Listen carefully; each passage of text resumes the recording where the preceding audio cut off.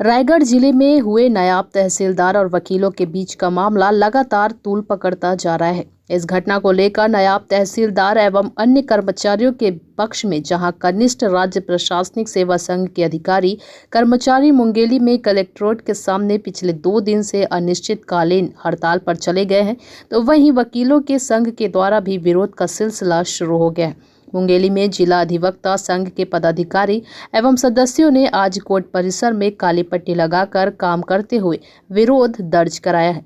वकीलों का कहना है कि राजस्व अधिकारी एवं कर्मचारियों की मनमानी के चलते रायगढ़ जिले में भी विवाद हुआ था। अब कानून व्यवस्था संभालने वाले अधिकारी कर्मचारी है बेमुद्दत मामले में सड़क पर उतर आए हैं, जिससे तहसील कार्यालय में कामकाज को लेकर पहुंचे लोग भड़क रहे हैं।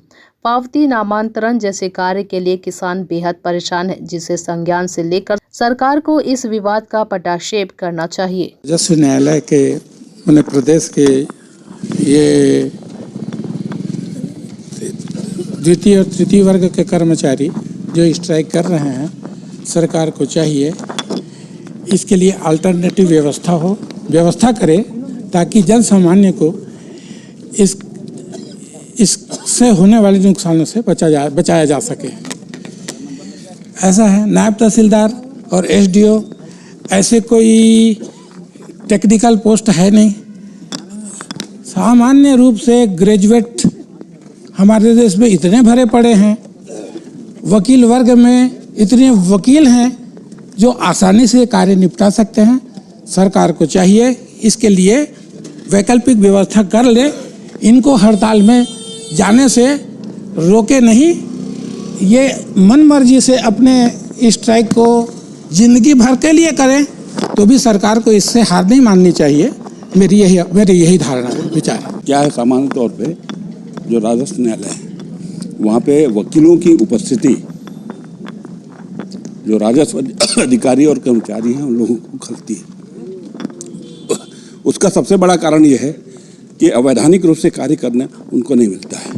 इसी कारण वकीलों को बार बार परेशान किया जाता है, पेशियाँ दी जाती हैं उनके केस में सुनवाई प्रॉपर वे पे नहीं होती है। लेकिन अगर पक्षकार अकेले जाता है तो उनका काम हो जाता है। तो इसे समझा जा सकता है कि किस प्रकार से उनका काम होता होगा। इसी कारण ये स्थिति बार बार निर्मित होगी। इसलिए बार बार निर्मित होगी, वकीलों को अगर इस तरीके से हरास किया जाएगा, उनके केस में काम नहीं होगा, तो ये स्थिति बार बार निर्मित होगी। तो प्रशासन को इस पर निश्चित तौर पे ध्यान देना चाहिए।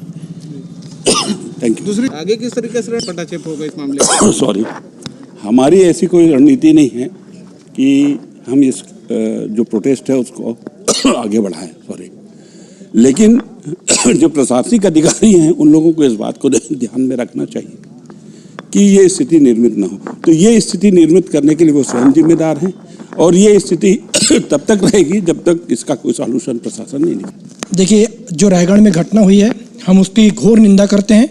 अधिवक्ताओं के साथ बहुत बदव्यवहार किया गया। हमें जो जानकारी मिली राज्य अधिवक्ता परिषद के माध्यम से हमें ये निर्देशित किया गया है कि हम सारे अधिवक्तागण उस बात का विरोध करें और काली पट्टी लगाकर कार्य करें।